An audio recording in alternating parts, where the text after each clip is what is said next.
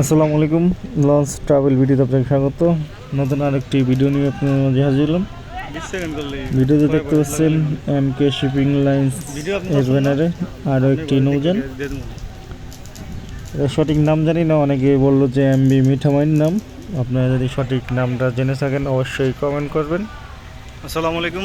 Launch travel MB Mithamain বর্তমানে আছে তেলঘাটের একটি ডকইয়ার্ডে।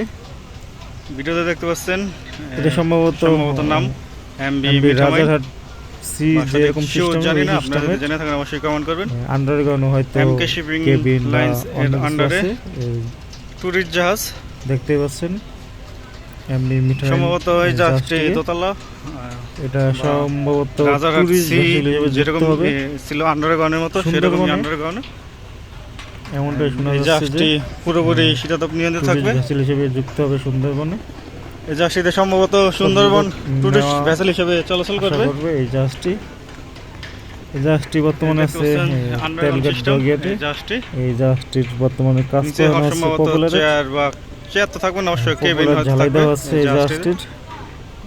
দেখতে পাচ্ছেন পিছনে ভিতরে যাওয়ার অবশ্য সিস্টেম নেই, ভিতরে যেতে পারলে অবশ্যই ভিডিও করে দেখাতাম।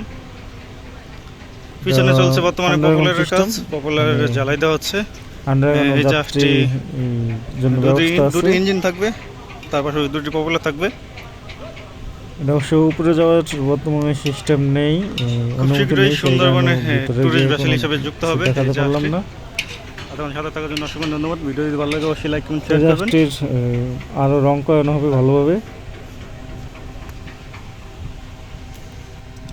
তো এই ছিল